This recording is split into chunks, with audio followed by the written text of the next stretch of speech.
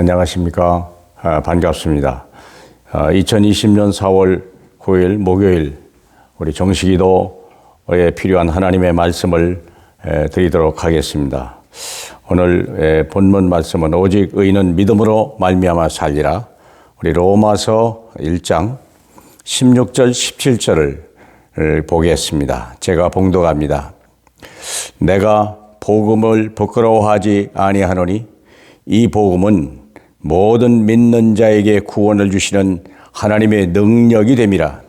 먼저는 유대인에게요 그리고 헬라인에게로다. 복음에는 하나님의 의가 나타나서 믿음으로 믿음에 이르게 하나니 기록된 바 오직 의인은 믿음으로 말미암아 살리라 함과 같으니라. 아멘. 지금은 우리 고난주간이시고 목요일 날 우리 주님께서 십자가에 죽으시고 그리고 주일날 아침에 부활하셨습니다.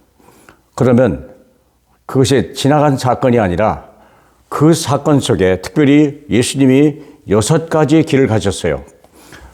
그래서 낮아지시는데 3단계고 올라가시는데 3단계예요. 근데 그분이 걸음마다 모든 게 의미가 있고 큰 능력이 나타난다는 거예요. 그래서 우리는 그분의 이 사도신경을 우리가 신앙 고백할 때 6가지가 분명히 구별이 됩니다. 그러면 여러분이 이 신앙 고백을 할 때마다 정말 그게 믿음으로 내게 응답이 와야 되고 기적이 일어나야 되고 내 삶이 변화가 와야 되는 거거든요. 그냥 우리가 사도신경이 예배 시작종이 아니에요. 많은 일반 교회에서 그냥 사도신경으로 예배 시작하고 주기도문으로 예배 마치자 거의 그렇게들 많이 하는데 큰일 날 일들이에요. 진정으로 한다면 물론 다르겠죠. 근데 대개 그냥 예식으로 지나간다는 거죠. 자, 그러면 우리가 믿고 오직 의인은 믿음으로 말미암아 샀는데 무엇을 믿어야 될 거냐? 6가지를 믿으셔야 됩니다. 6가지를. 그러면 첫 번째, 하나님의 예수 그리스도가 성령으로 잉태하고 동정녀 마리아에서 나셨다 하는 말이 아주 중요한 말이에요. 성령으로 잉태했다는 말은 그분은 하나님의 아들이란 뜻입니다. 동정녀에서 나셨다 하는 말은 남자의 아들이 아니고 여자의 후손이기 때문에 죄가 없다 그 말입니다. 무슨 말인지는 담임 목사님한테 물어보시면 다 제 설명을 해 줄 거예요. 구역장님한테 물어보셔도 되고요. 부모님한테 물어보셔도 됩니다.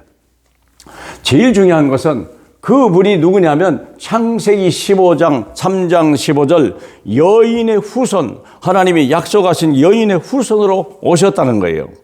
내가 너를 원수가 되게 하고 네 후손도 여자의 후손과 원수가 되게 하리니 여자의 후손은 내 머리를 상하게 할 것이다. 여자의 후손, 여자로 태어난 하나님의 자녀, 그 하나님의 아들 예수 그리스도만이 마귀의 권세를 꺾어버릴 수 있는 우리의 철천지 원수. 그리고 처녀가 잉태하여 아이를 낳으리니 그 이름을 임마누엘이라 하리라. 임마누엘이랍니다. 마태복음 1장 23절에 그 이름을 임마누엘 하리라. 우리와 하나님이 우리와 영원히 함께 하시다. 이 땅에 우리와 함께 계셔 오신 그분이 언약이 성취됐다는 고백이에요. 이 고백을 믿어야 돼요. 우리가 구원받기 위해서. 그분이 우리를 구원하러 오신 거예요. 두 번째는 본디오 빌라도에게서 고난을 받으셨다. 우리는 고백합니다. 우리가 보세요. 이분은 33년의 삶을 살아갔지만 30년의 삶은 여기서 아무 의미가 없는 거예요. 우리가 육체를 위하여 살아가고 부모를 공경하고 가정을 사랑하고 화목한 것은 나쁜 건 아니지만 그것은 하나님과 관계없어요. 그분은 공생의 삶을 시작하시면서 바로 본디오 빌라도로 고난을 받으셨다는 우리 신앙 고백을 하고 있는 걸 믿으셔야 됩니다. 이게 우리 삶도 마찬가지예요. 정말 하나님을 위해 사냐 하는 것이고요. 그러면 그분은 고난을 받으신 이유가 뭐냐?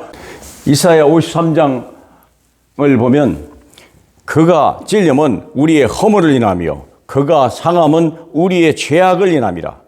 그가 징계를 받음으로 우리가 평안을 누리고 그가 채찍에 맞음으로 내가 나음을 입었다. 다시 말하면 이 본디오 빌라도의 고난을 받았다는 신앙 고백을 하는 순간에 우리 허물이 씻겨지는 걸 믿어야 돼요.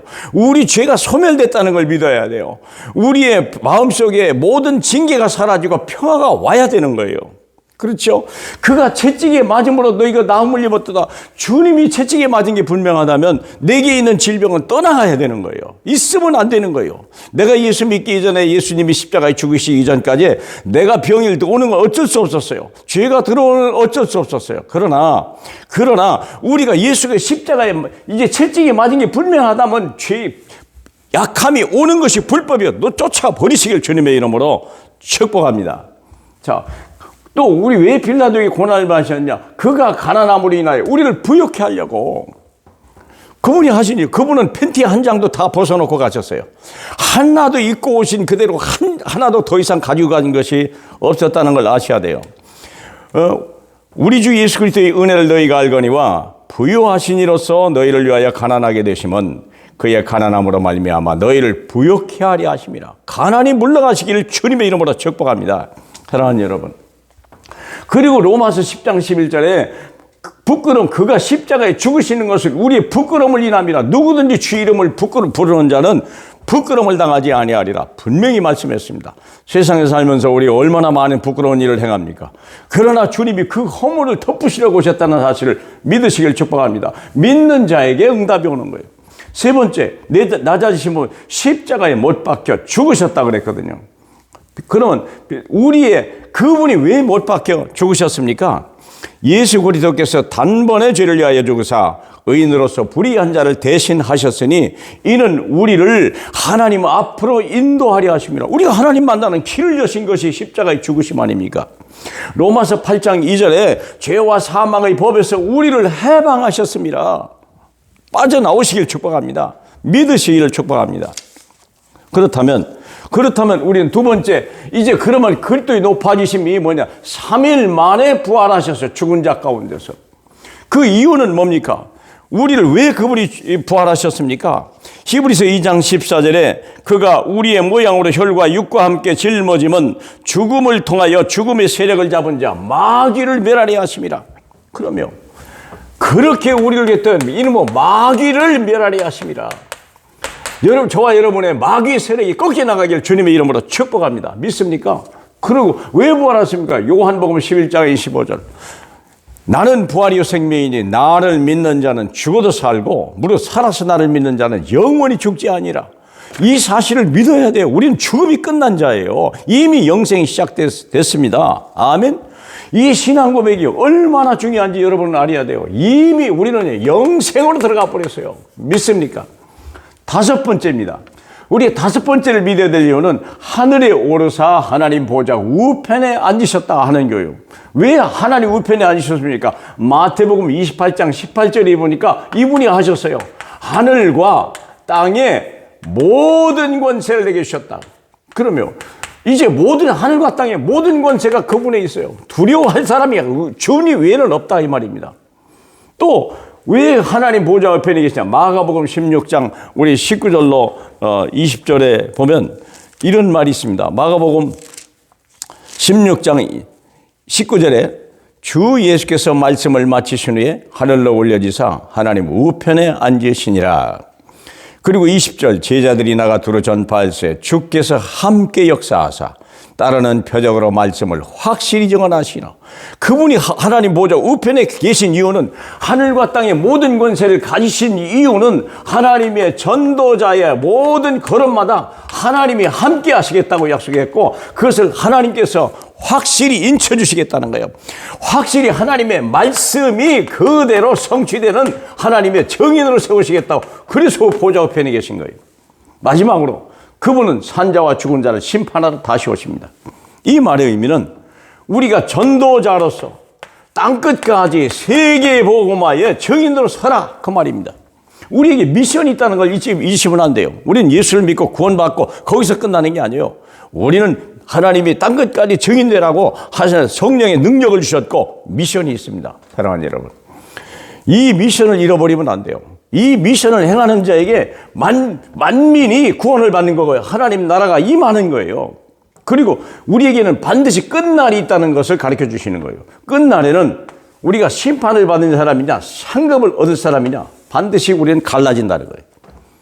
사랑하는 여러분, 저와 여러분의 삶이 가치 있는 인생이요, 특별히 하나님 앞에 인정받는 삶이 되기 바라고, 하나님이 기뻐하는 삶을 사시길, 정말 우리 주 렘넌트와 함께 하시는 이 귀한 기회가 되시길 주 예수 이름으로 축복합니다. 기도하겠습니다. 우리 하나님 아버지 감사합니다. 하나님, 우리에게 이 코로나를 통하여 자녀와 함께 할 수 있는 은혜를 주시니 감사합니다.